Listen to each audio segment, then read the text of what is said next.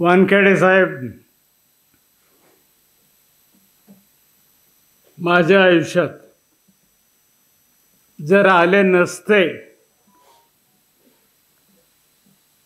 तर माझं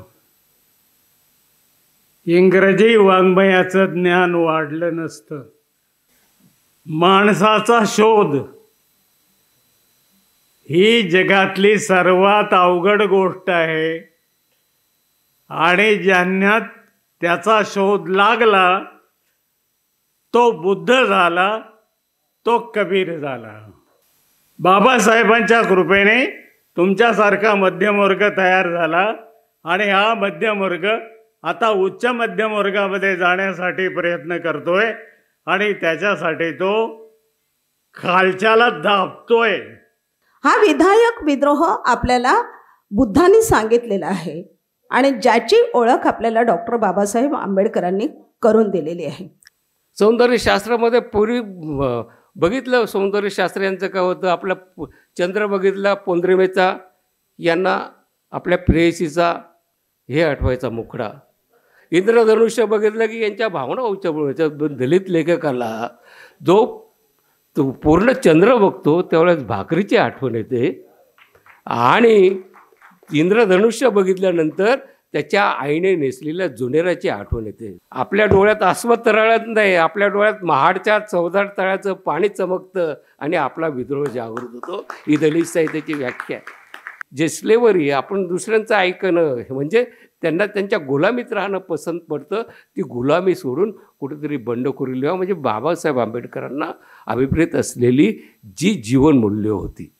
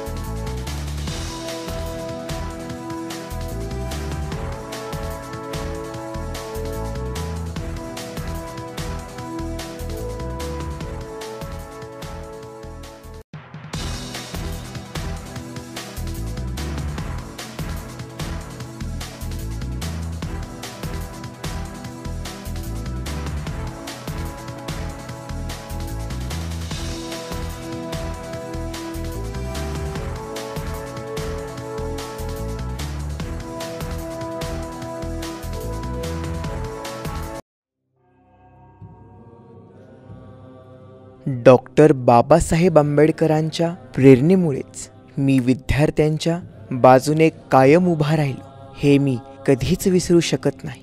शेवटी आपण इतरांना काय देऊ शकतो? फक्त ज्ञानच देऊ शकतो. भयमुक्त आणि सफल आयुष्य जगण्यासाठी फक्त ज्ञानच मार्गदर्शक ठरते. डॉक्टर बाबासाहेब आंबेडकरांनी मला हेच दिले असे मला वाटते. त्यांनी माझ्या हाती दिलेली ही ज्ञानाची ज्योत मी माझ्या विद्यार्थ्यांच्या हाती सुपूर्त केली. एकूणच दलित साहित्य व शैक्षणिक चळवळीच्या इतिहासात तेजपूर्ण, दैदिप्यमान व प्रेरणादायी ठसा उमटवणारे व्यक्तिमत्व म्हणजे प्राचार्य डॉक्टर मनोहर नामदेव वानखेडे, अर्थात आपले डॉक्टर मना वानखेडे सर. सामाजिक जाण, साहित्यिक प्रगल्भता आणि शैक्षणिक योगदान याचा त्रिवेणी संगम त्यांच्या कार्यात दिसून येतो. त्यांच्या जन्मशताब्दी वर्षाचे हे अविस्मरणीय पर्व आहे. या विशेष प्रसंगोचित वेळी त्यांच्या विचाराचा, लेखनाचा आणि समाज परिवर्तनाच्या ध्यासाचा संक्षिप्त आढावा घेत त्यांच्या कार्याला आणि तत्वनिष्ठ जीवनाला आपण सप्रेम आदरांजली देऊया. या कार्यक्रमाच्या निमित्तानं जन्मशताब्दी अभिवादन समारंभ मी ब्रिगेडियर शशांक दहात यांना विनंती करतो की त्यांनी कृपया या निमित्तानं या कार्यक्रमाचं प्रास्ताविक करावं. ब्रिगेडियर शशांक दहात. आज डॉक्टर मना वानखेडे यांच्या वैचारिक व साहित्यिक कार्यकर्तृत्वाला अभिवादन करण्यासाठी डॉक्टर मना वानखेडे विचार प्रसार मंचातर्फे हा समारंभ आयोजित करण्यात आला आहे. आता आपल्या सूत्रसंचालकांनी सांगितलं की डॉक्टर मना वानखेडेने क्लॅरियन एक आवाहन केलं होतं लेखकांना, दलित लेखकांना, की आपण विद्रोही वाङ्मय लिहा. ते विद्रोही वाङ्मय लिहावं ही जे त्यांच्या मनात ते हे आलं होतं ते कसं त्यांच्या मनात रुजलं, ही मांडणी कशी त्यांच्या मनात रुजली ह्याचं आपल्याला माहीत असणं खूप जरुरी आहे. जेव्हा डॉक्टर मना वानखडे USA त्यांची PhD लिटरेचरमध्ये करायला गेले होते, तर त्यांनी त्याचबरोबर ब्लॅक लिटरेचरचा पण अभ्यास केला. आणि तेव्हा त्यांना समजलं की जे काळे लोक आहेत ते क्या त्रासदीतून गुजरत आहेत. वंशवाद झाला म्हणजे रेसिझम, आणि दुसरं म्हणजे स्लेव्हरी. 18व्या शतकात गुलाम म्हणून ते काळे लोक आले आणि त्यांची स्लेव्हरी 16व्या शतकात आले आणि त्यांची स्लेव्हरी जी ॲबॉलिश झाली ती 18व्या शतकात झाली. 200 वर्ष त्यांनी या प्रसंगाला, या उत्पीडनाला फेस केलं. त्याच्यानंतर त्यांना जे सिव्हिल राईट्स मिळाले ते 1964मध्ये मिळाले आणि वोटिंग राईट्स 1965 मध्ये मिळाले. त्यामुळे त्यांचा लढा खूप लांब होता, खूप मोठा होता आणि दीर्घ होता. पण त्याच्यात डॉक्टर वानखडेंना हे कळून चुकलं की त्यांच्या काळ्या समाजाच्या लेखकांनी एक साहित्यिक बंड केलं आणि ते साहित्यिक बंड खूप प्रभावी होतं आणि त्याच्यामुळं त्यांना जे काही त्यांच्या तारदीतून थोडी सुटका मिळायची ती मिळू शकली. नंतर त्यांना हे पण समजलं की जी त्रासदी त्यांना काळ्या लोकांना सतत होती तीच त्रासदी आपल्या लोकांना, दलितांना आणि वंचितांना भारतामध्ये ते उत्पीडन होतं आहे त्यांचं. तर याच्यात समतरता आहे आणि म्हणून त्यांच्या मनात हा विचार रुजला की जर काळे लेखक इतकं प्रभावी साहित्यिक बंड करू शकतात तर आपले लेखक का नाही करू शकत. तो विचार घेऊन ते परत आले आणि मग त्यांनी सिद्धार्थ कॉलेजचं प्राचार्यपद सांभाळलं आणि त्यांच्या विचारांचं ते बीजारोपण केलं, त्याला खतपाणी दिलं. त्याला जसं सांगितलं त्याप्रमाणे मिलिंद महाविद्यालयामध्ये त्यांनी साहित्यिक मंडळ स्थापन केलं, अस्मितादर्श नावाचं नियतकालिका सुरू केलं आणि परिचर्चा घडवल्या. त्याने स्वतः प्रखर लेखन केलं आणि आपल्या भाषणात त्यांनी आपला विचार प्रखरतेनं सगळ्यांच्या समोर मांडला. तर याच्या मागते छोटंसं हे होतं की का ते why was he insisting on this की आपण आमच्या लोकांनी विद्रोही वाङ्मय लिहायला पाहिजे. मी थोडक्यात आपल्याला आमच्या मंचाचे काय उद्दिष्ट आहेत आणि ते उद्दिष्ट साकार करण्यासाठी आम्ही काय योजना केल्या आहेत त्याच्याबद्दल मी तुम्हाला थोडक्यात सांगू इच्छितो. आमच्या या मंचाचे उद्दिष्ट हे आहे की डॉक्टर मना वानखडे यांची जीवनमूल्ये व वाङ्मयी मूल्ये यांचा प्रचार व प्रसार करून नव्या पिढीच्या आंबेडकरी लेखांना ज्वलंत, प्रखर व विद्रोही वाङ्मय लिहास प्रेरित करणे आहे. आणि हे उद्दिष्ट साध्य करण्यासाठी आम्ही काही योजना आखल्या आहेत. त्याच्यात पहिली आहे एक की त्यांच्या विचारांचे प्रबोधन करणे. जसं आज आम्हाला समारंभ आहे इथं, आता त्यांच्या विचाराचं मंथन होईल आणि त्याच्यातून काहीतरी आपल्याला प्रबोधन होईल. श्रीमा दीपा पवार यांना मी विनंती करतो की त्यांनी या सत्काराच्या निमित्त 2 शब्द बोलावे आणि या सत्काराला उत्तर द्यावं. पुन्हा हा शब्द जो आहे तो या कम्फर्ट झोनमध्ये ऐकायला मिळतोय. सध्या विद्रोह म्हटलं तर हा शब्द घ्यायचा की नाही याच्यापासून सुरुवात होती. मी इकडे सांगेल की खऱ्या अर्थाने मी आज इकडे रिप्रेझेंट करते, प्रतिनिधित्व करते समाजाच्या शेवटच्या बँचचं, शेवटच्या बाकड्याचं. तो शेवटचा बाकडा जिकडे जर वर्गामध्ये कुठेही चोरी झाली, कुठेही काही बिनसलं, कुठे काही गोंधळ झाला, कोणाची छेडछाड झाली, तर वर्गातल्या वर्ग शिक्षकांपासून प्रिन्सिपलपर्यंत ज्यांची नजर सगळ्यात पहिला फिरकते तो शेवटचा बेंच सध्या समाजामध्ये आणि अगदी हिस्टॉरिकल लेवलला पण समाजाचा भटका विमुक्त समुदाय आहे, जो पोतराजाचा खेळ दाखवतो, नाथपंथी डावरी गोसावी म्हणून तुम्हाला पाड्यावर रस्त्यावर कुठेही दिसेल, अगदी गळणारी केस घेऊन जाणारी देखील एक जात आहे. मी नेहमी सांगते की आपल्या घरातली लोक जेव्हा जातात तेव्हा आपण स्मशानामध्ये 2 तासापेक्षा जास्त थांबत नाही. तिकडे राहणारी एक जात आहे ज्याला मसानजोगी म्हणतात.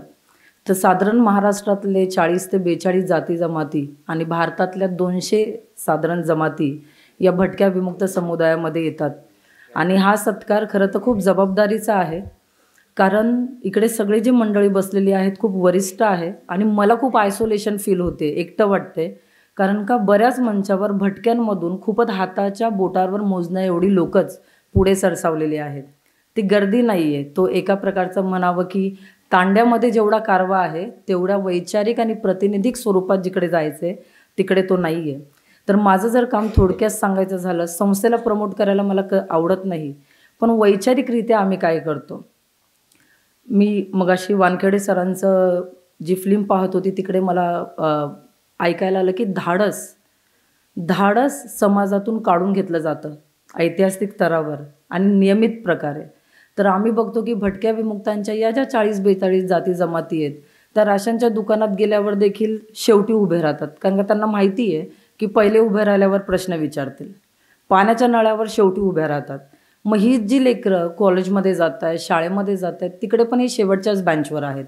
हा शेवटचा बेंच जो आहे तो समाजातून गळती होतो, ड्रॉपआउट होतो आणि समाजातून गळती होण्याचा आरोप देखील याच शेवटच्या बेंचवर लावला जातो की ती माणसंच आक्रमक आहेत, ती भांडखोर आहेत, त्यांना बदलायचं नाही आहे, त्यांना पुढे यायचं नाही आहे, त्यांच्या नादी लागू नका, त्यांच्यापासून डिस्टन्स ठेवा, अंतर ठेवा.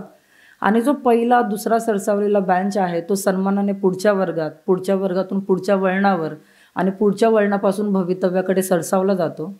आणि अगदी 200 आणि त्याच्यापेक्षाही पूर्वीच्या काळामध्ये ज्यांनी स्वातंत्र्यासाठी एवढं मोठं योगदान दिलं पण ते स्वातंत्र्याला सलामी द्यायला उपस्थित नाही आहेत, ते तारेच्या कुंपणाच्या पलीकडे आहेत.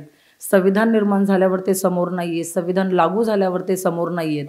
मग असा जो हा समुदाय आहे त्याच्या अस्तित्वाच्या प्रश्नाला घेऊन जे आहे मी आणि माझी टीम काम करते. मी सोदा गाडिया लोहार घिसाडी या समुदायातून आहे, पालावर राहिलेली आहे, पालावर वाढलेली आहे आणि भट्टीवरचं सगळं काम आम्हाला येतं.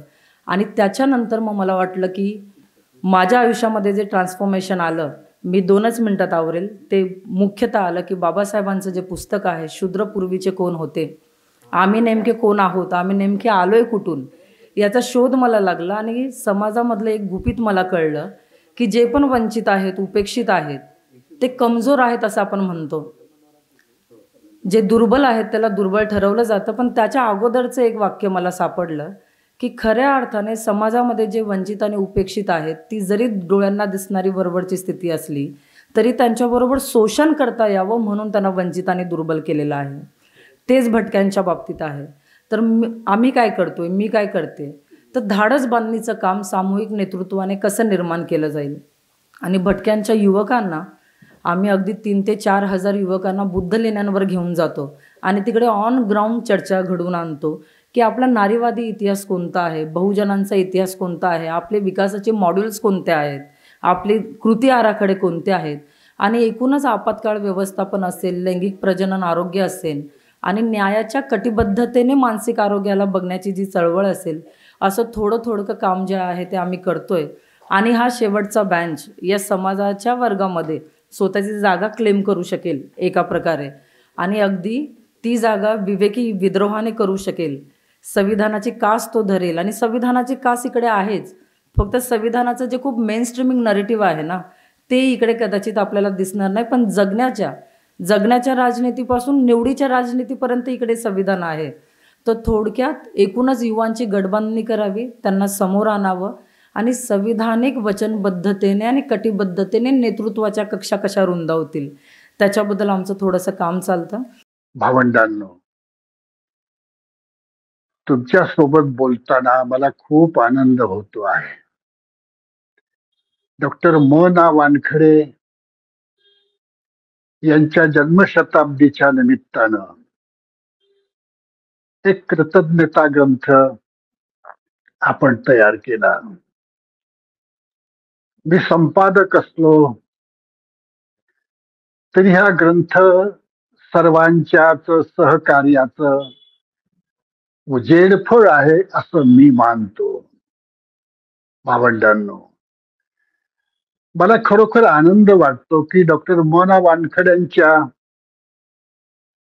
विचारांचा, त्यांच्या कार्याचा, त्यांच्या व्यक्तिमत्वाचा, त्यांच्या व्यक्तिमत्वाच्या महानतेचा, वाङ्मयातील त्यांच्या अजोड कामाचा एक परिचय महाराष्ट्राला करून देण्याची संधी मला मिळाली.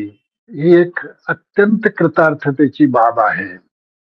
आपण सुरुवातीलाच डॉक्टर मोना वानखडे यांना विनम्र अभिवादन करू. भावंडांनो, डॉक्टर मोना वानखड्यांच्या मृत्यूनंतर मी कामाला लागलो आणि त्यांचे सर्व लेख जमा केले. माझ्याजवळ बहुतेक लेख होतेच, अनेक मासिकांमध्ये, नियतकालिकांमध्ये लेख होते, ते सगळे जमा केले. प्रतिष्ठानच्या अंकांमधले लेख जमा केले, काही इंग्रजीमध्ये होते ते लेख जमा केले, ते लेखांची भाषांतर करून घेतली. भावंडांनो, आणि दलितांचे विद्रोही वाङ्मय असं त्यांच्या संपूर्ण वाङ्मयीन विचार मंथनाला शोभेल असं शीर्षक देऊन 1981 साली मला वाटते हे पुस्तक प्रकाशित झालं. त्या पुस्तकाला मोठी प्रस्तावना मी लिहिली. भावंडांनो, डॉक्टर मोना वानखेडेंच्या या संपूर्ण साहित्याचं संकलन मला का करावंसं वाटलं त्यावेळेला, मला हे सगळं या माणसाचं, या एका प्रतिभावंताचं, प्रज्ञावंतांचं हे वाङ्मय एकत्रित का करावंसं वाटलं. ते जर केलं नसतं तर आज त्यातलं बहुतेक काही कोणालाही माहिती झालं सुद्धा नसतं. अशी परिस्थिती आहे भावंडांनो.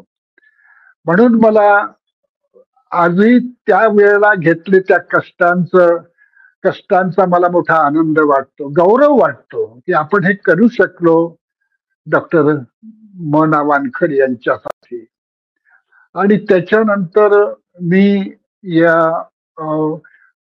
डॉक्टर मोना वानखडेंच्या जन्मशताब्दीच्या निमित्तानं अमेरिकेतल्या त्यांच्या नातेवाईकांनी, भारतातल्या त्यांच्या काही नातेवाईकांनी कॅलिफोर्निया इथे माझी मोठी दीर्घ मुलाखत घेतली. ती मुलाखत देताना, त्या मुलाखतीमध्ये बोलत असताना माझ्या लक्षात आलं की हे वर्ष डॉक्टर मोना वानखडेंच्या जन्मशताब्दीचं वर्ष आहे.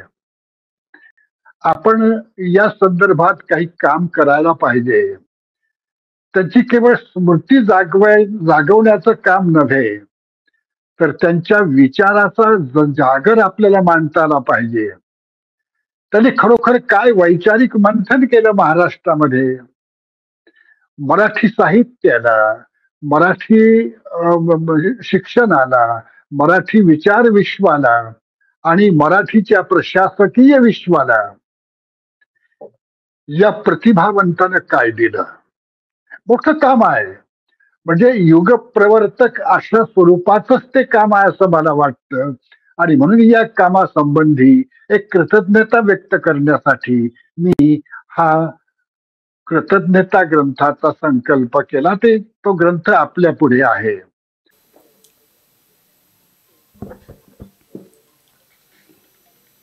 माझे मित्र अर्जुन ढाकळे यांचा पहिला फोन आला की डॉक्टर मोना वानखेडे यांचं जन्मशताब्दी वर्ष आहे आणि लोक कार्यक्रम करणार आहेत. त्यावर माझा काही विश्वास बसला नाही सुरुवातीला. कारण आपण लोक जुन्या लोकांना विसरण्यात अतिशय पटाईत आहोत. मग ती बुद्धापासून ते बाबासाहेब महात्मा फुलेपर्यंतची नावं आपल्याला मोजता येतील. आपण यांना विसरतो, जेवढं पाहिजे तेवढं घेतो, बाकीचं सोडून देतो. वानखेडे साहेब माझ्या आयुष्यात जर आले नसते तर माझं इंग्रजी वाङ्मयाचं ज्ञान वाढलं नसतं. त्यांच्यामुळे मी अख्खा शेक्सपियर वाचला आणि शेक्सपियरच्या वक्त्यांच्या तोंडी जी वाक्य होती ती पाठ केली. त्यांच्यामुळे मी वॉल्टर व्हिटमन वाचला, कारण त्याने लिहिलेलं होतं मला की तू याला वाच.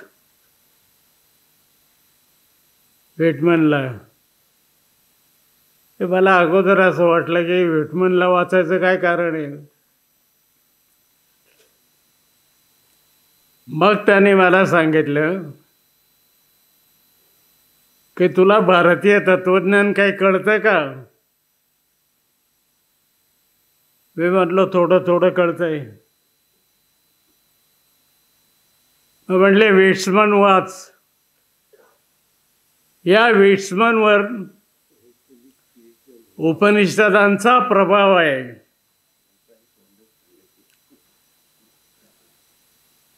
आता विट्समनवर उपनिषदांचा प्रभाव आहे. तशी काही मला उपनिषदं नवी नव्हती, कारण मी वेद आणि उपनिषदांच्यावरती स्वतंत्र ग्रंथ लिहिले होते. पण मला डॉक्टर सांगत होते की विट्समन वाच आणि या विट्समनवरती उपनिषदांचा काय प्रभाव आहे तो बघ. मी विचार करत होतो की उपनिषदांच्या पैकी जी उपनिषदं बुद्धाच्या पूर्वी आलेली होती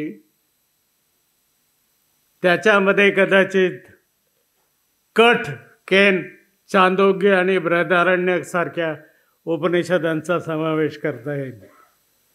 बाकीची उपनिषदं बुद्धाच्या नंतर आलेली आहेत. ही सगळी उपनिषदं जेव्हा बघितली त्यावेळी माझ्या डोक्यात एक प्रश्न निर्माण झाला आणि मी वानखेडे साहेबांशी एकदा वाद घातला. तसे आमचे फार वाद झाले. मी वयाने अतिशय लहान होतो आणि मी वयाने लहान असल्यामुळेच कदाचित ते माझा लाड करत असत, कारण त्यांच्या वयाचे किंवा मोठी माणसं त्यांच्यासमोर बसत नसत, लटपटत असत. पाहिलेली आहेत मी. पण मी गेलो की ते हसून स्वागत करायचे. कुठल्या तरी हॉटेलमध्ये नेऊन चांगलं खायला घालायचे आणि खूप चर्चा करायचे. तुझ्या डोक्यात काय प्रश्न आहेत. मी म्हटलो की मला शेक्सपियरच्या मधलं जे सगळं म्हणून जे काही समजलेलं आहे, विशेषतः त्याचं जे नाटक आहे, अतिशय महत्त्वाचं नाटक, ते नाटक वाचल्यानंतर माझ्या डोक्यात असं आलेलं आहे की हा लेखक माणसाच्या शोधात होता.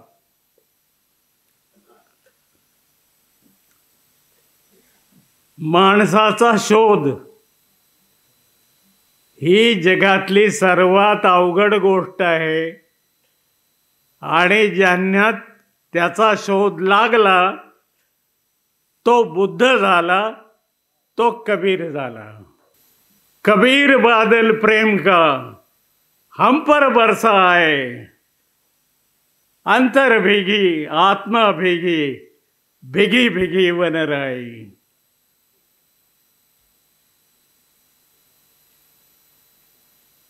हे काय विद्रोह आहे काय? हे काय झालं? विद्रोह घेऊन बसलात तुम्ही. हे विद्रोह काय नसतं. विद्रोह ही एक तात्कालिक भावना असते. जेव्हा एखाद्या गोष्टीच्या विरुद्ध गोष्ट घडते त्यावेळी माणूस त्याला विरोध करतो, त्याला विद्रोह म्हणतात. ती गोष्ट मनासारखी झाली की तो विद्रोह सुटून जातो. भारतीय जाती संस्थेत काय? भारतीय जाती संस्था अशीच आहे. या जाती संस्थेने तुम्हाला फार छळलं, ही गोष्ट खरी आहे. पण जगात कोणी कोणाला छळलं नाही. अरे तुम्ही पश्चिमेच्या गुलामगिरीचा इतिहास पाहिलात तर भारतातल्या अस्पृश्यांची परिस्थिती कितीतरी चांगली होती त्यांच्यापेक्षा. इतकी वाईट परिस्थिती होती. म्हणजे गुलामांची लिंग कापली जात होती. भारतीय अस्पृश्यतेच्या इतिहासात क्वचित एखादं उदाहरण असं असेल, पण ही सर्वसाधारण प्रॅक्टिस नव्हती. म्हणून ते म्हणाले, आता तो विश्वमन वाचला, आता उपनिषद वाचली आणि तू सांगितलं की कट केन छांदोग्य आणि बृहदारण्यक वाचलं. मी म्हणलं हो वाचलं. आता म्हणले असं कर, तू छांदोग्य वाच.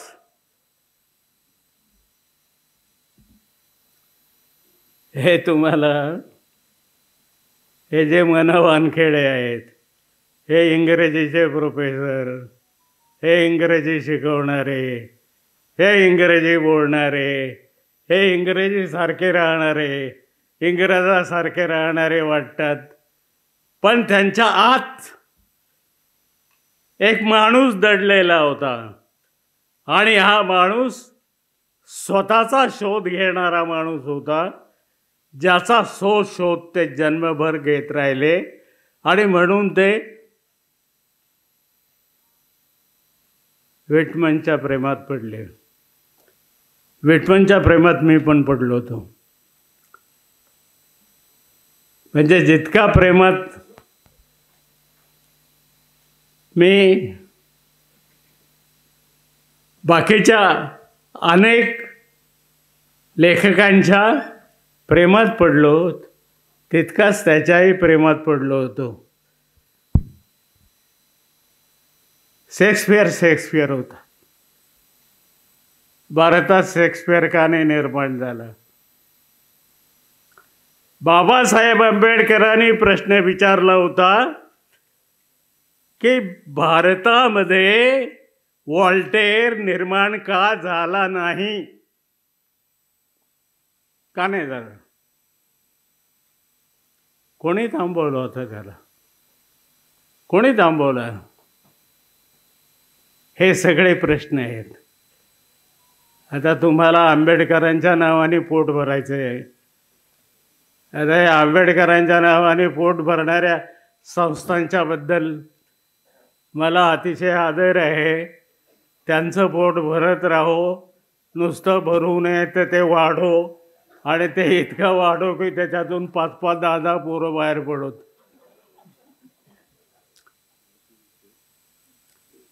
कोण आंबेडकरवादी नाही? कोणी नाही. आंबेडकरवादी असणं एक जोखीम आहे. ही साधी गोष्ट नाही. ही जोखीम तुम्ही नाही उचलू शकत. ती जोखीम तुकारामाने उचलली होती. आणि म्हणून बहिणाबाईंनी तुकारामाबद्दल लिहिलेलं आहे की कलियुगी हरी बौद्ध रूप धारण करी तुकोबा शरीरी प्रवेशिला. हा बुद्ध तुकोबा शरीरी प्रवेशिला. म्हणून तुकारामाच्या पाया पडण्यात आणि त्याच्या पायाची धूळ आपल्या कपाळावर लावण्यात माझ्यासारख्याला धन्यता वाटते. इतकी ही गोष्ट महत्त्वाची आहे. पण आपल्याला तुकाराम कुठं माहिती आहे? कुठं माहिती आहे तुकाराम? आपल्याला जनाबाई कुठं माहिती आहे? आपण अख्खा वारसा विसरलोय. आपल्याला अलवार संत कुठं माहिती आहेत? ज्यांनी दक्षिणेत चळवळ सुरू केली आणि पहिली आंधळ नावाच्या स्त्रीने चळवळ सुरू केली, जिला वेश्या म्हटलं जात होतं. इकडे मीरेने केली, तिच्या अगोदर तिने केली. आणि तिकडे सुफींच्या मध्ये जर तुम्ही गेलात तर सुफींच्या मध्ये सुद्धा अशा सुफी संतीने निर्माण झालेल्या आहेत की ज्यांचं वर्णन करताना मी त्यांच्यावर खूप लिहिले, भरभरून लिहिलेलं आहे. आता तुम्ही वाचत नाही, त्याला मी काय करू? जे वाचतात ते वाचतात, आणि जे वाचतात त्यांच्यासाठीच मी लिहितो. मी तुमच्यासाठी लिहित नाही, कारण तुम्ही वाचणारे लोकच नाही आहेत. तुम्ही बडबड करणारे लोक आहेत.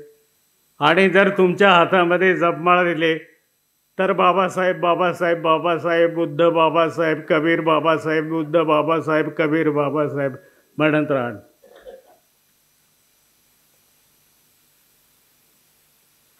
काय होणार नाही, तुमच्याकडून काय होणार नाही. बाबासाहेबांच्या कृपेने तुमच्यासारखा मध्यमवर्ग तयार झाला, आणि हा मध्यमवर्ग आता उच्च मध्यम वर्गामध्ये जाण्यासाठी प्रयत्न करतोय, आणि त्याच्यासाठी तो खालच्याला दाबतोय. तेव्हा या महापुरुषाने भरपूर पेरून ठेवलेलं आहे.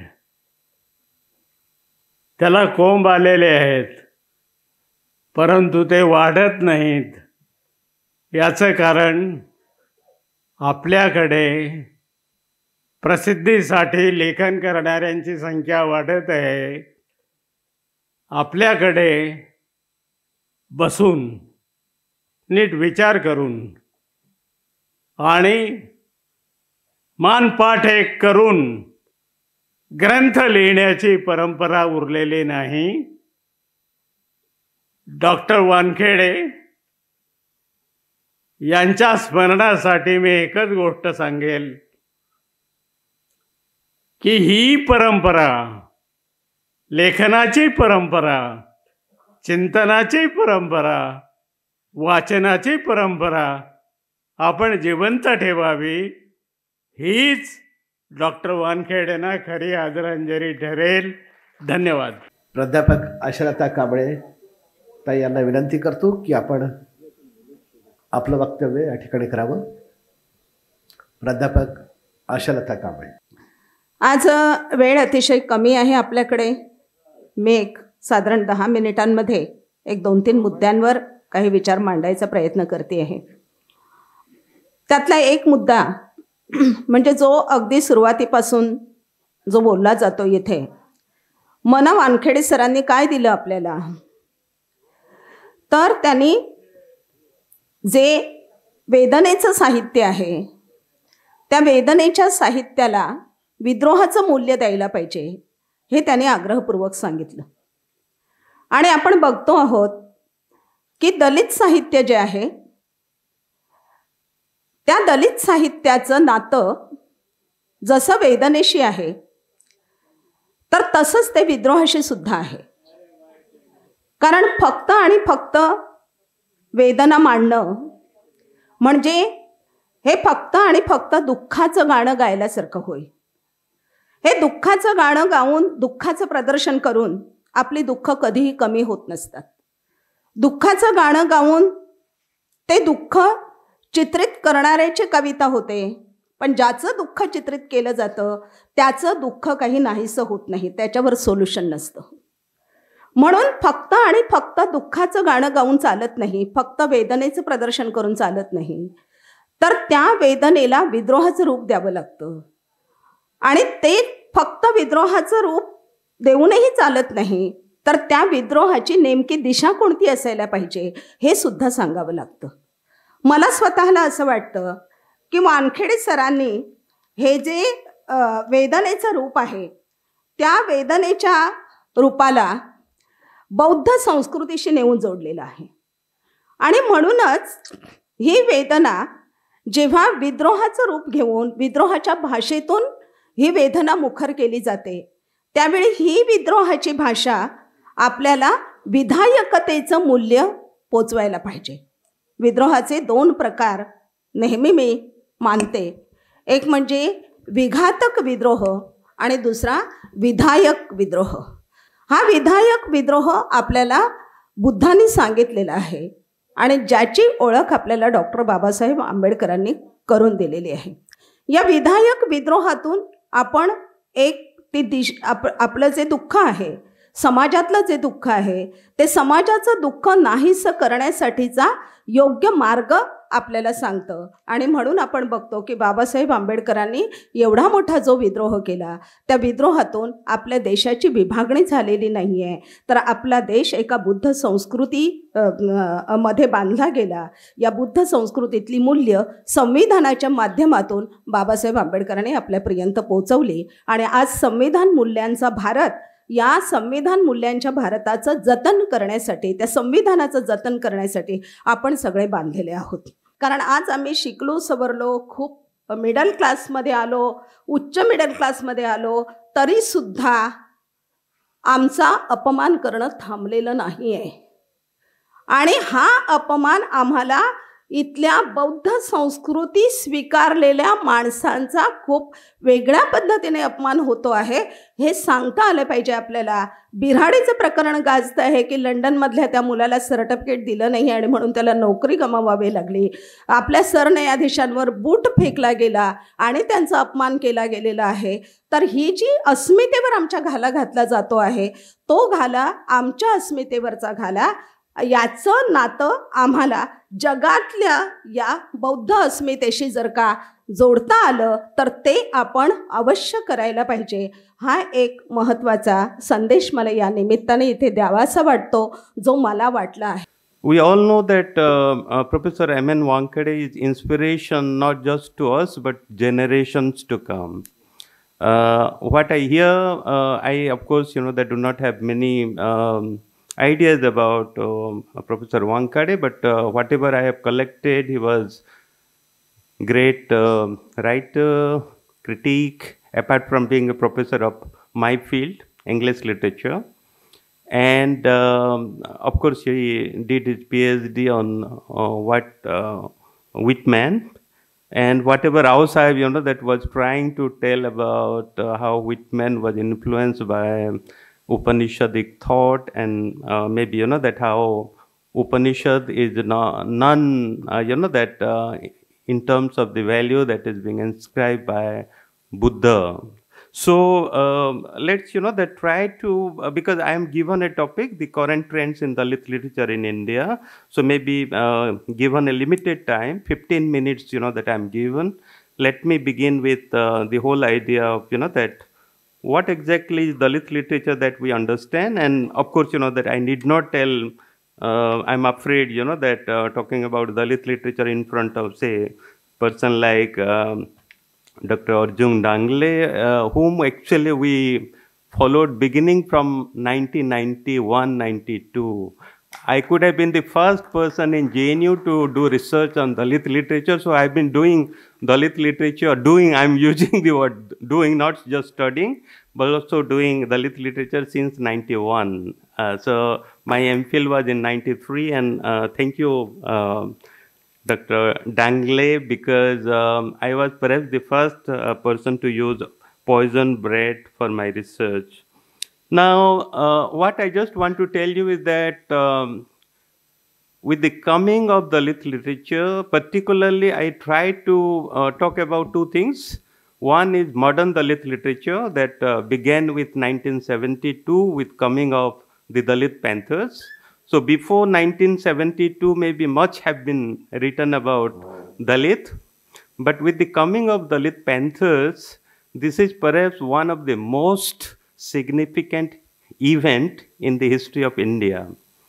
I must say I am using, that these words with a very systematic approach, because after 1972, what happened is part of history. Because with the coming of Dalit Panthers, it is not just in Maharashtra. Look at, that now Dalit literature is written in every language, particularly Indian languages and also in English. But what is very important to understand about is it is now part of the syllabi of, you go to any school, any college, any university, not just in India, but also abroad. In Delhi University, I must report here that 30% of undergraduate syllabus is devoted to Dalit literature. And there are 2 full papers for undergraduate, caste and Dalit literature, that is in undergraduate, and postgraduate, we have full paper on Dalit study. So, that with the coming of Dalit literature, we have started reading Indian society, culture, history, language, not just literature, in a very new way. And that's why coming of Dalit literature has definitely given a remarkable energy and also inspiration to many of us. I'm sure, that all of us, we are here today to think about, that how do we think about India. Having said that, because we all know that there are 2 or 3 common words being used by all the speakers before me. One is revolution, and number 2 is, of course, social change. Revolutionary literature, definitely, Dalit literature. But I'll just tell you 2 or 3 things, simple, that way. One, look at, that with the coming of Dalit literature, Dalits have given a voice. Earlier, they were voiceless. And they were like, the dumb animals. And Gopal Guru uses the term walking carrion. Dalits were not allowed to speak. It is not that they didn't have voice, but they were not allowed to speak. Now Dalit can write literature and also, that talk about the world in which they not only inhabit. But I will go to one step further by saying that Dalit literature is not about pains and sufferings. By writing literature, Dalit writers are also talking about Dalit culture in a big way. There is a nice book by, that if you think about, say, Dalit culture, we are talking about Dalit culture as a new topic, because earlier there was hardly any interaction between the so-called upper caste and the lower caste. So it is only through Dalit writing that now non-Dalit even readers and also writers could know about Dalit world. Friends, you don't believe or believe it. Today I am standing before you because of him. I proudly say that if he would not have been there, somewhere I would have been rearing cattle. Because the Lambada tribes, their profession is to keep on move from one place to other place and raise the cattle. And just because of him, I stand before you and speak on his literature. I'm so privileged and honored. And I also have a humble request here. Whoever had come with a family and their children today here, Jai Bhim to them, because it is our responsibility to extend his ideas to the next generation. And I also humbly request whoever not had come with the families, please, whenever you go this kind of occasions, take a leave. One day it doesn't matter. And it is a Sunday. Introduce Ambedkar, Wankhede, and the ideology of Ambedkar to the next generation and your children. That is more important. That is more and most important. As Rajkumar sir said, the next future of this country relies on Ambedkar's ideas. If we don't extend his ideas to our next generation, I don't think others will extend. And they wanted to suppress, subjugate. And I wanted to give an example. Since we all come from, me and Professor Rajkumar had come from the literature department, there was an PhD proposal which had come on Ambedkar. I was sitting in the interview committee as a head. The research scholar was presenting on Ambedkar's life and his ideas and facing an interview. In the committee, after his interview, they said, how come that comes under literary discipline? Then I was quiet and listening to them. After he left, there was another proposal which had come on Gandhi. And he wants to work on Gandhi. In the committee, people were saying, this is a proposal, it should be taken in.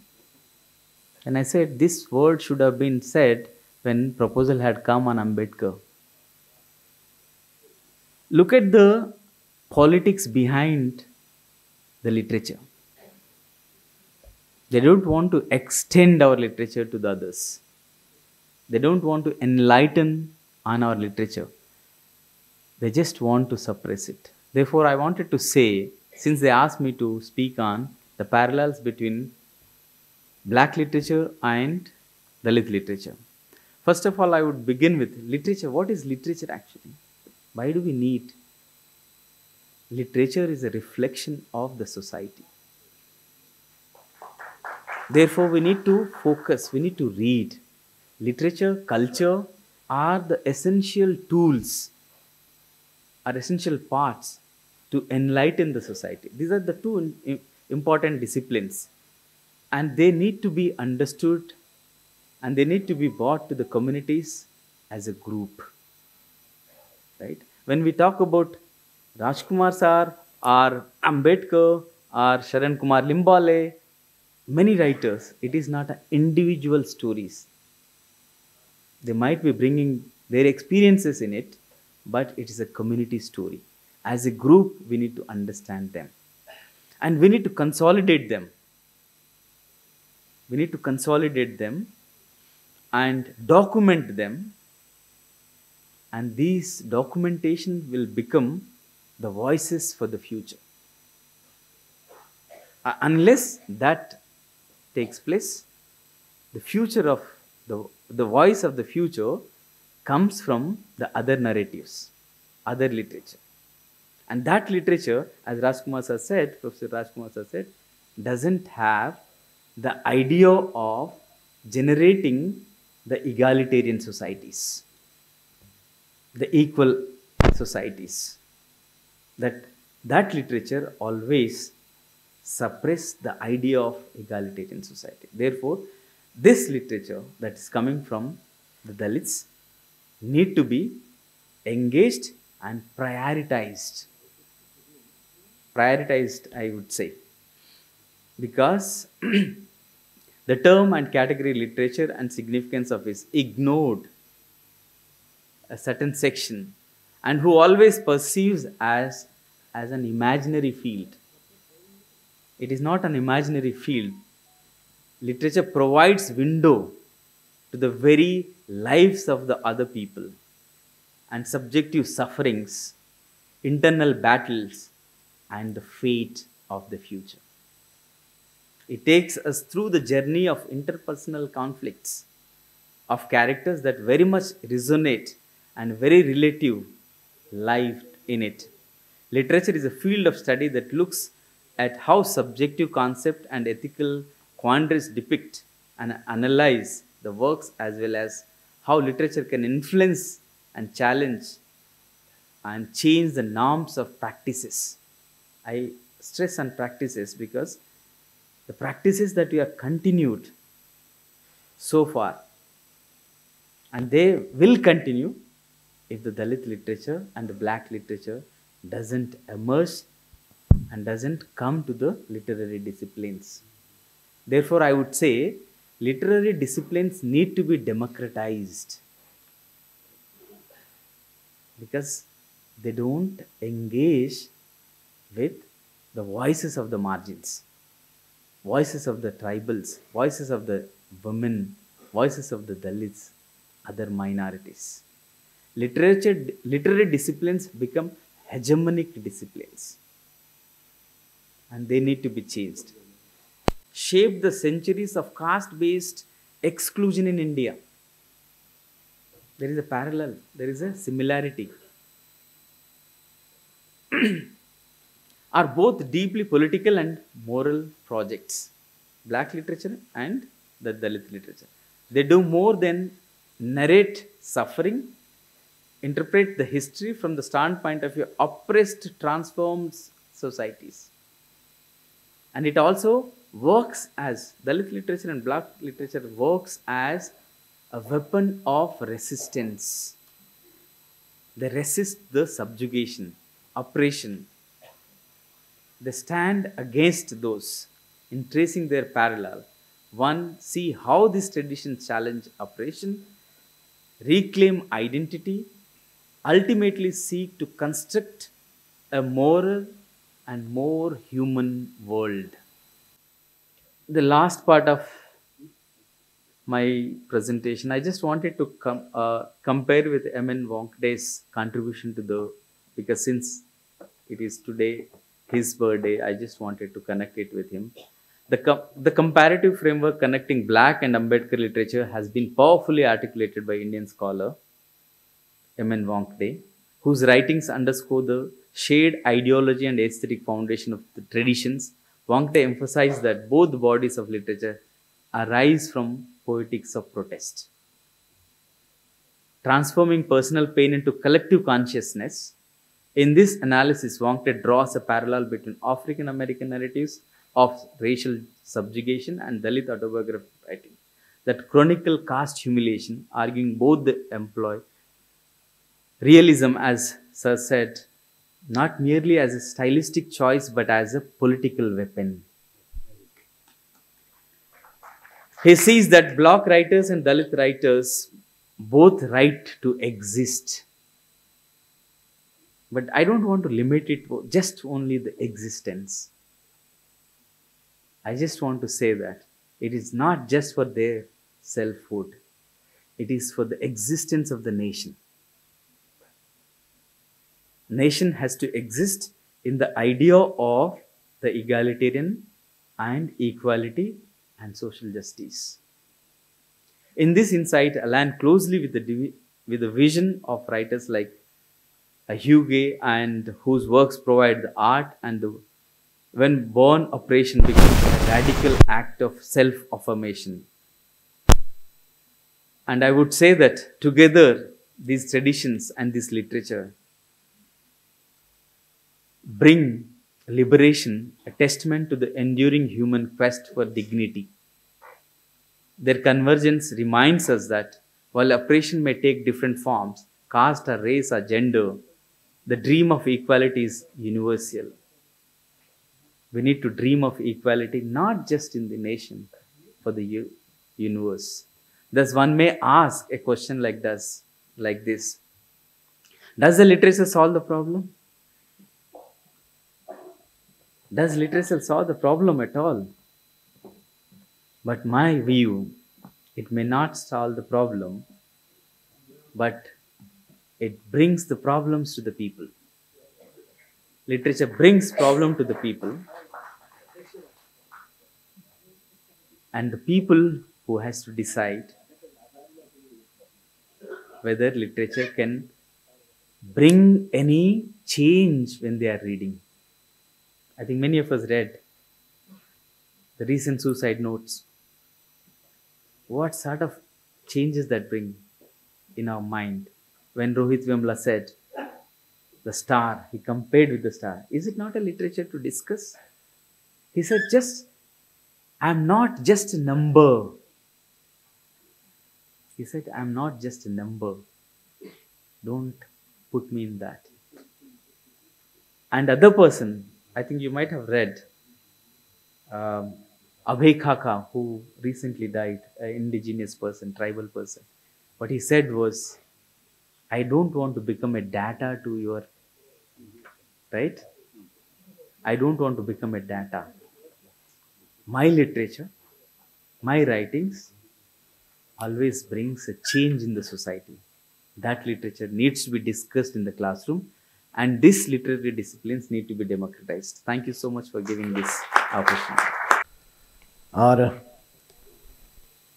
मना वानखडे यांनी black literature, Negro साहित्य याचाही अभ्यास केला होता त्या अनुषंगाने, आणि भारतीय दलित साहित्य, उसमें बार बार एक उल्लेख झूठन का हो रहा था ओम प्रकाश वाल्मीकि जी के, और ये वजूद क्या है, तो झूठन खाते थे तब तक समस्या नहीं थी, जूठन खाते थे तब तक समस्या नहीं थी, जूठन लिख दिया तो समस्या पैदा हो गई.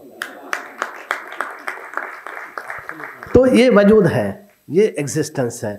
आपण अगदी शेवटाकडे चाललो आहोत, थोडंसं कार्यक्रम लावतोय पण अगदी शेवटाचं भाषण, अध्यक्षीय भाषण आहे. तत्पूर्वी मला सांगायला आवडेल की डॉक्टर मना वानखडे यांनी वॉल्ट विटमनच्या कवितांवर PhD केली होती. तो त्यांचा प्रबंधसुद्धा आता आपण प्रकाशित करणार आहे समिती. वॉल्ट विटमनची एक कविता जी आहे की O captain my captain, our fearful trip is done. Abraham Lincoln गेल्यानंतरची ती कविता त्यांनी लिहिली होती की O captain my captain, our fulfilled trip is done. The ship has withered every rack. The prize we sought is won. The port is near. The port is near. The bells I hear. The people are exulting while follow eyes the steady kill. The vessels grim and daring. Abraham Lincoln गेल्यानंतरची ही कविता आहे, आणि या कवितेचा आशय असा की या माझ्या कप्तानाचे नाव नीटपणे किनारी लावली आहे, वाऱ्या वादळातून ती सांभाळून अखेर एका संकटग्रस्त सफरीची मंजिल गाठली. आता किनाऱ्यावरून घंटानाद ऐकू येत आहेत. सफर झाल्याचा आनंद प्रत्येकाच्या मुखावर दृगोचर होत आहे. पण माझा कप्तान कुठे आहे? तो तर नावेत अचेतनपणे पडून आहे. मला वाटतं की दलित साहित्याची ही नौका पहिल्या वादळी लाटांपासून इथपर्यंत त्यांनी सांभाळून आणली. अशा मना वानखड्यांना या पद्धतीनं आपण जे अभिवादन केलं, मला वाटतं ते फार महत्त्वाचं आहे. यानंतर कार्यक्रमाच्या शेवटाकडे आपण येतो आहोत, अध्यक्षीय भाषणाकडे. मी आदरणीय अर्जुन डांगरे सरांना विनंती करतो की त्यांनी आपलं अध्यक्षीय मनोगत व्यक्त करावं. तर डॉक्टर मना वानखेडे नसते तर खरं मगाशी अनेक लोकांनी सांगितलं, तर आज ही ज्या साहित्याने जी भरारी घेतलेली आहे, जगभर घेतलेलं आहे, ती झाली असती नसती मला वाटतं प्रश्न वेगळा आहे. पण एक जे बीज आहे मी आठवतो, आणि मला अभिमान आहे की इथे जवी पवार पण बसले, आम्ही लोक बसलेलो होतो बीडीतले, की दलित साहित्याची चळवळ सुरू करताना जे चाचपडणं होतं साधारणतः 60-70च्या दशकामध्ये, ते चाचपडत असताना साधारणतः 3 केंद्रामध्ये याची एक बांधणी होत होती. एक मुंबईला होतं, त्या इतिहासात मी जात नाही, खूप वेळ जाईल, परंतु इथे तळवटकर साहेब होते, इथे पी सोसायटीच्या वतीने महाराष्ट्र बौद्ध साहित्य सभा होती. मिलिंद कॉलेजमध्ये डॉक्टर महबी चिटणीस आणि डॉक्टर मना वानखेडे सर, मग तिथे रायमाने सर असतील, पांटवणे असतील, वगैरे सगळे लोक असतील. तिथे जी बीजं रोवली गेली. नागपूरला एक सेंटर होतं आणि तिन्हीचं एक कुठेतरी ह्या असं वाटत होतं की बाबासाहेब आंबेडकरांनी जे सुरू केलेलं एक परिवर्तनाची भूमिका आपण पहिल्यांदा ठरवलं पाहिजे. आपण परिवर्तनवादी आहोत, टोटल चेंज बाबासाहेब आंबेडकरांची. आपल्याला समरसता नको आहे, आपल्याला अभिसरणे नको जे 67 साली काँग्रेस. आपल्याला बाबासाहेब आंबेडकरांचं total change, we have to change the society. 1977 साली कास्ट इन इंडिया पहिल्या निबंधात बाबासाहेबांनी आपल्याला सोशल रिकन्स्ट्रक्शनचा विचार मांडलेला आहे, सामाजिक पुनर्रचनेचा. तो करायचा आहे आणि तो वेगवेगळ्या प्रकारे होतो. आपण साहित्यिक एक वेगळ्या करतो आणि हीच धारणा घेऊन मराठी साहित्यामध्ये बाबासाहेब आंबेडकरांनी ज्यावेळेस एक शिकू लागला एक संघटित वर्ग बाबासाहेब आंबेडकरांचं, त्यावेळेस बघितलं दलित संबंध मराठी साहित्यामध्ये नव्हे, भारतीय साहित्यामध्ये चेहरा दिसत नव्हता. आपल्या इच्छा आकांक्षा प्रतीकाचं नाही दिसत नव्हतं. नायक सगळे एक सांस्कृतिक विशिष्ट पठडीतले. आणि एक अशी खळबळ माजत होती की आपलं जीवन वेगळं, आपला अनुभव वेगळं आणि ते मांडायचं कसं. अशा प्रसंगामध्ये मगाशी ज्या कॅप्टनचा उल्लेख झाला, ती कॅप्टनची भूमिका ही डॉक्टर मना वानखेडे यांनी निभावलेली आहे त्या काळात. मला आठवतं एक संबंध, माझं जे 78 साली दलित साहित्य अभ्यास एक पुस्तक त्या काळात मी लिहिलं. त्याच्यामध्ये जो अस्मिता नावाचं जे पहिलं नाव होतं अस्मिता दर्शनंतर झालं दुसऱ्या अंकानं. आणि त्याच्यामध्ये तुम्ही जी सगळ्यांनी मला वाटतं दरार पिढीने तो महाराष्ट्रातील वाङ्मयीन संघर्ष हा जो परिसंवाद आहे, डॉक्टर मना वानखेडे, मेपू रेगे, राग जाधव, मोभी चिटणीस, वाल कुलकर्णी, हा अत्यंत मूलभूत आणि बीजभूत असं हे. त्यामध्ये संबंध वानखेडे साहेबांची भूमिका काय आहे, टोटल विद्रोहाचं जर आलं, पण ज्या मिथ्स आपण ज्या पुराणकथा म्हणतो, जे नायक ज्यांचं चरित्र चित्रण केलं जातं ते आपण कुठं घेतो रामायण महाभारतामध्ये. टोटल त्यांनी ते नाकारलं आणि आपल्याला नव्या मिथ्स उभ्या केल्या पाहिजे. त्या काळात सांगणं सोपं नव्हतं गोष्ट त्यांची. राम हा आमचा नायक होऊ शकत नाही, आदर्श होऊ शकत नाही साहित्याचा. शंभुकाचा वध नाही, खून. वध हा शब्द शास्त्रसंबंध आहे, RSS नाही, तो आपल्यावर लादलेला आहे. गांधी वध वगैरे गांधीजीचा खूनच केला आहे अंडर 202 302. आता तो आणि आश्चर्याची गोष्ट आहे, आपल्यामुळे दलित साहित्याची ताकद किती. आपण वध या शब्दाला विरोध करत होतो म्हणून विश्वकोशामध्ये गांधी वध होता, आता त्याचं रूपांतर ते बदलून गांधी खून असं हे केलेलं आहे. हे तुम्ही वाचलं असेल. ही दलित साहित्याने अनेक गोष्टी बदलल्या. संबंध सौंदर्यशास्त्राच्या ज्या कल्पना मांडतात, सौंदर्यशास्त्रामध्ये पूर्वी बघितलं सौंदर्यशास्त्र यांचं काय होतं, आपला चंद्र बघितला पौर्णिमेचा, यांना आपल्या प्रेयसीचा हे आठवायचा मुखडा. इंद्रधनुष्य बघितलं की यांच्या भावना उच्चावळायच्या. दलित लेखकाला जो तो पूर्ण चंद्र बघतो त्यावेळेस भाकरीची आठवण येते आणि इंद्रधनुष्य बघितल्यानंतर त्याच्या आईने नेसलेल्या जुनेराची आठवण येते. जुनेर माहीत आहे ना, आपल्या डोळ्यात अस्वत तळाळत नाही, आपल्या डोळ्यात महाडच्या 14 तळ्याचं पाणी चमकतं आणि आपला विद्रोह जागृत होतो. ही दलित साहित्याची व्याख्या आहे. आणि वानखेडे साहेबांनी हेच सांगितलं, तुम्ही अमेरिकेत गेले. ते खरं म्हणजे आमच्यावर त्यांनी फार प्रेम केलं. मी, बाबुराव बागुल आणि दया पवार, खरं सांगायला हरकत नाही. Baba, you have quoted the Baburao Bagul's this story book. आणि प्रज्ञा दया पवार, त्यांची मुलगी येणार होती, प्रज्ञा दया पवार, ती आली नाही. पण बाबुराव बागुलांची मुलगी आली इथे, शोभा बागुल इथे. ती खरंच पुरा हे आमच्यावर इथे. आणि ते सांगायचे संबंध इतका बंडखोर माणूस म्हणजे वाङ्मयीन मीत आणि साहित्याला आणि ज्या विद्रोहीला तुम्ही इतरांची नक्कल करू नका आणि इतर काय म्हणतील याचा विचार करू नका. मिलिंद कॉलेजच्या परिसरात जे गावागावातून लोक यायचे, मिलिंद कॉलेजचे विद्यार्थी आहेत, वाघ वगैरे अरुणाताई बसले तिथे, माहीत आहे त्यांना संबंध चळवळ जी उभी राहिली. प्रई सोनकांबळेसारखे तिथून आठवणींचे पक्षी घेऊन आलेले जगभर भरारी मारले तिथे. मिलिंद कॉलेजचं परिसर हे यशवंत मनोहर वामन निंबाळकर त्या मला खरं म्हणजे बोलताना इतकं जबलिंग होते, सगळं आठवतं ते सगळं एकदा. कसं लिहायचं, काय लिहायचं, कोणाला लिहायचं, काय, अरे आपले अनुभव म्हणजे आपलं साहित्य होऊ शकतं का? म्हणजे साहित्याची जी व्याख्या होती तीच दलित साहित्याने बदलली आणि आज जगामध्ये सगळीकडे त्याचा एक हे होतं. त्यांनी सांगितलं साहित्याचं, साहित्य म्हणजे काय, जीवनाचा आरसा असतो, एक सामाजिक आणि एक अतूट नातं असतं. आणि सौंदर्यशास्त्राच्या कल्पना असतील, आदर्श नायकाच्या कल्पना असतील आणि संबंध जी चळवळ असते, म्हणजे 1960 नंतर दलित साहित्यामध्ये महाराष्ट्रामध्ये 3 प्रवाह होते त्या काळामध्ये.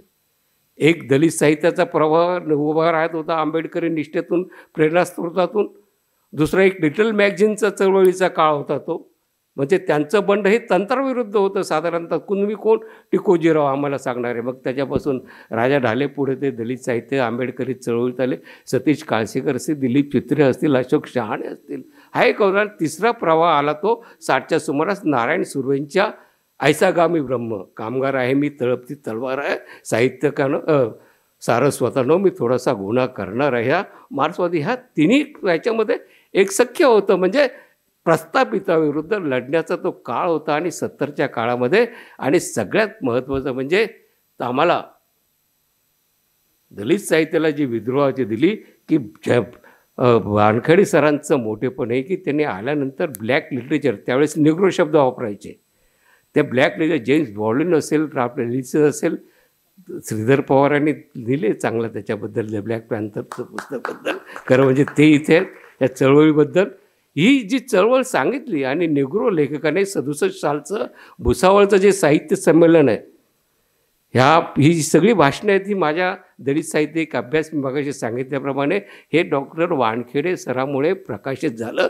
आणि ह्यात त्याची भले मला योगायोग असा वाटतो की त्याची 78 सालनंतर आत्ता त्याची दुसरी आवृत्ती साहित्य संस्कृती मंडळे काढलेली आहे. आणि त्या साहित्य संस्कृतीचं ऑफिस ह्याच बिल्डिंगमध्ये आहे इथे. म्हणजे जे, आणि त्याच्यामध्ये तुम्ही ते बेजबाबदार लेखकांची सद्दी संपलेली आहे.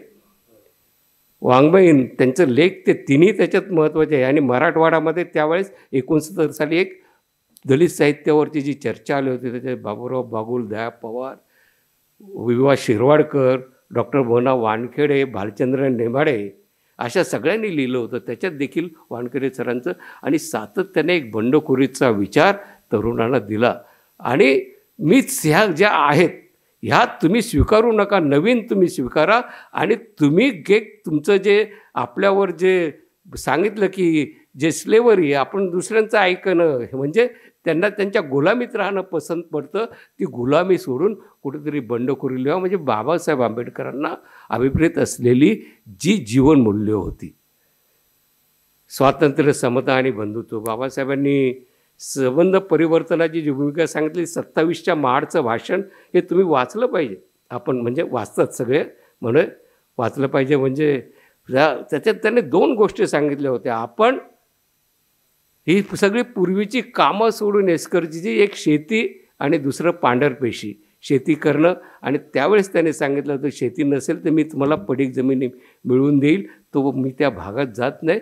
पण एक परिवर्तनाची सम्यक आणि टोटल चेंजची एक भूमिका जे सांगितली होती ती त्यांनी परत वानखेडे साहेबांनी, आणि त्याच्यासाठी त्यांनी भाषणं केली, नुसतं लिहिणं केलं.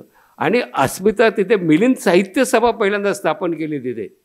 आणि त्याद्वारे प्रचंड विद्यार्थ्यांशी संवाद साधून नाटकाच्या भूमिकेतून वेगळ्या अतरासारखं नाटक जे मबी चिटणीसांनी लिहिलं बाबासाहेबांच्या सांगण्यावरून तिथे, त्याच्यामध्ये देखील त्याने एक भूमिका केलेली आहे. म्हणजे विद्यार्थ्याशी एक संवाद, ते अतिशय त्यांच्याजवळ जायला मला अनेक लोक घाबरत असत बघितल्याबरोबर, जायचं की नाही. Was his personality was like so. तर आपण ही वानखेडे सरांचं हे करत असताना आज दलित साहित्याची आज आम्ही जे उभे आहोत खरंच सगळी ही पिढी आम्हाला जे मिळालेलं आहे. इवन मी असं सांगेल की दलित पॅन्थरची बीजंसुद्धा जी त्याने ब्लॅक पॅन्थरची ओळख करून दिली त्याच्यामध्ये आहेत. त्याच्यामुळे डायरेक्ट नसतील ते संबंधित, परंतु विद्रोह केला पाहिजे. आणि ब्लॅक पॅन्थरनी लेखकांनी जशी अमेरिकेत तिथल्या वंशवादाविरुद्ध केली, इथल्या जातीयवादाविरुद्ध चळवळ ही प्रेरणा त्यांचीच आहे. एक प्रेरणास्त्रोत, एक बीज रोवलं त्यांनी. परंतु वानखेडे साहेबांच्या आत्मीयतेने मला देखील वाटत होतं की वानखेडे साहेबांचं जन्मशताब्दी वर्ष, कारण त्यांच्यामुळे आम्ही घडलो, एक वैचारिक दिशा मिळाली. बाबूराव बागुल वगैरे ही आमची ज्येष्ठ मंडळी होती, यांच्यामुळे आम्ही आज उभे आहोत. आणि एक वैचारिक भूमिका दलित साहित्यामुळे. नाहीतर JNUमध्ये पॉइझन ब्रेड वाचणारा राजकुमार उनके अगर नहीं होते तो हम जैसा लिख नहीं सकता था. आणि आप दोनों भी we are very thankful to you for this जय. आजच्या कार्यक्रमाचे अध्यक्ष माननीय अर्जुनदादा डांगरेजी, रावसाहेब कसबे साहेबांची तब्येत बरी नसताना सुद्धा नाशिकहून ते आले. असणारीस प्रोफेसर रामकुमारजी, राजू नायकजी, प्राध्यापक आशालताजी, दीपा पवारजी याच्या कार्यक्रमाला उपस्थित सर्व साहित्यिकगण, विद्यापीठाचे अभिवक्तागण इथं आलेले आहेत. वानखेडे कुटुंबीय, पत्रकार बंधू आणि माझ्या बंधू भगिनींनो, प्रज्ञासूर्य बोधिसत्व महामानव डॉक्टर बाबासाहेब यांचे थोर उपकार, आशीर्वाद आणि मायेचा हात हा आपल्या बहुजनांच्या सर्वांच्याच पाठीवर असतो. आणि आज आपण सगळ्यांनी त्याचा अनुभव पुन्हा एकदा घेतलेला आहे. परंतु माझ्या सासऱ्यांचे मोठे बंधू डॉक्टर मना वानखेडे यांच्यावरती त्यांचं विशेष प्रेम होतं आणि म्हणूनच त्यांना हिरून त्यांनी मिलिंद महाविद्यालयाची नोकरी अधिवक्ता म्हणून, प्राध्यापक म्हणून 1952 साली त्यांची नियुक्ती झाली. त्याच्यानंतर UK आणि अमेरिकेला त्यांना MA PhD करण्यासाठी त्यांनी खास पाठवलं. आणि अमेरिकेला गेल्यावर मगाशी सांगितल्याप्रमाणे अश्वेत किंवा ब्लॅक लिटरेचरचा अभ्यास करून जो बाबासाहेबांनी प्रश्न विचारला होता की आपल्या देशात व्हॉल्टेअर का जन्माला येत नाही, त्याचं उत्तर आज सभागृहामध्ये असंख्य व्हॉल्टेअर बसलेले आहेत. आपल्या अध्यक्षस्थानी सुद्धा अर्जुन कुमार डांगे साहेब आहेत, तिकडं दिल्लीमध्ये प्राध्यापक राजकुमारजी आहेत, इथं हैदराबादला राजू नायकजी आहेत. आज सगळ्यांनी येऊन आम्हाला अमूल्य मार्गदर्शन दिलं, त्यांच्याबद्दल मी त्यांचा विशेष आभार मानतो.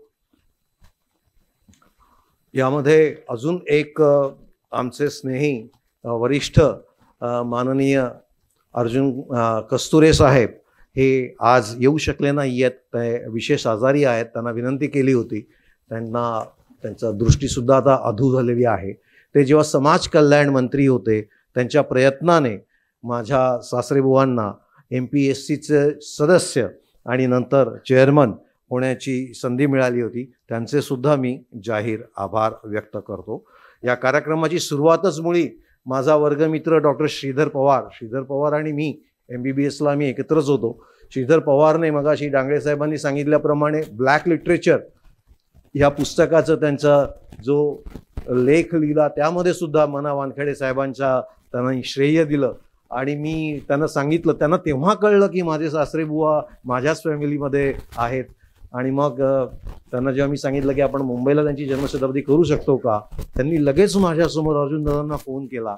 अर्जुनदादांना सांगितलं आजच संध्याकाळी आपण सगळ्यांनी भेटायचं. सुधारक आणि आमचे सगळे मित्र आम्ही एकत्र बसलो. मला वाटतं सदाफुले साहेब पण होते, जवी पवार सुद्धा त्या दिवशी आम्हाला भेटले होते त्या विचार मंथनामध्ये. श्रीकांत तळवटकरजी, रमाकांत जाधव साहेब त्या मिटिंगला आले होते, सुबोध मोरे. त्याशिवाय या कार्यक्रमाचं जी टेक्निकल बाजू आपण पाहिली, आपण जे आज पोर्टल mnwankhede.com हे सुरू केलं त्यासाठी विशालने विशेष मेहनत घेतली. आशिष आमचा अजून एक सहयोगी आहे. प्रशांत जाधव, जॉली आर्ट अड्डा, पद्मश्री सुधारक साहेबांचा संचलित जॉली आर्ट अड्डाने आम्हाला विशेष सहकार्य केलं. त्याचा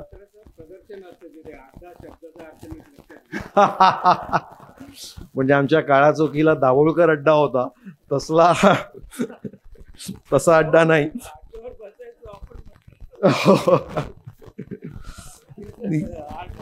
या सर्वांनी आयोजनात केलेल्या सहभागासाठी या सर्वांचे आभार. आपण मगाशी जी AV पाहिली त्याच्यामध्ये छत्रपती संभाजीनगरचे प्राध्यापक ऋषिक कुमार कांबळे, प्राध्यापक कमलाकर गंगावणे इथं आलेलेच आहेत, प्राध्यापक वाबोळ, प्राध्यापक शिरोळे या सर्वांनी आपलं मनोगत रेकॉर्ड करून पाठवलं, त्यांचे आभार. त्याचबरोबर मुद्दाम उल्लेख केलाच पाहिजे, साहेबांनी सुद्धा, डांगळे साहेबांनी सुद्धा केला, परंतु तो जरा ओझरता झाला. आठवणीतले पक्षीकार कालवश प्र.ई. सोनकांबळे यांच्या पत्नी म्हणजे माझ्या ताई कुमुदताई सोनकांबळे यांनी स्थापन केलेल्या ट्रस्टतर्फे असाच डॉक्टर वानखेडे जन्मशताब्दी समारोह त्यांनी गेल्याच महिन्यात छत्रपती संभाजीनगरमध्ये घेतला आणि डॉक्टर चेतना सोनकांबळे माझी भाची यांनी खऱ्या अर्थानं डॉक्टर वानखेडे, त्यांचे आजोबा आणि त्यांचे स्वतःचे वडील डॉक्टर प्र.ई. सोनकांबळे यांचे जी साहित्यिक परंपरेचा वारसा आहे तो जपला, त्यांचे मी या प्रसंगी विशेष अभिनंदन करतो. असाच कार्यक्रम नाना अहिरे आणि ॲडव्होकेट नाना अहिरे, शिवा इंगोले यांनी ठाणे येथे मे महिन्यात घेतला होता, त्यांचे सुद्धा मी आभार व्यक्त करतो. संभाजीनगरहून खास प्राध्यापक गंगावणे आणि प्राध्यापक अरुणा लोखंडेजी इथं कार्यक्रमासाठी आपल्या समवेत आलेले आहेत, त्यांचे विशेष आभार. प्राध्यापक महेंद्र भवरेजी मला दिसले नाहीत, परंतु त्यांनी खूप मेहनत या कार्यक्रमासाठी घेतली. खरं म्हणजे 3 महिन्यापूर्वी प्राध्यापक महेंद्र भवरेंनी डॉक्टर मना वानखेड्यांवरती लेख प्रसिद्ध केला आणि त्यातून सुद्धा आम्हाला एक प्रेरणा मिळाली की हा कार्यक्रम आम्ही मुंबईमध्ये घेतला पाहिजे. विश्वकोशकार प्राध्यापक महेंद्र भवरे यांचे सुद्धा मी आभार मानतो. आजच्या कार्यक्रमाला उपस्थित असलेले पत्रकार बंधुगण आणि सर्वात महत्त्वाचे म्हणजे आजचा सुट्टीचा दिवस असूनही, सणाचा दिवस असूनही तुम्ही डॉक्टर मना वानखेडेंच्या प्रेमापोटी सर्वजण इथं आलात, तुमच्या प्रत्येकाचे विशेष आभार.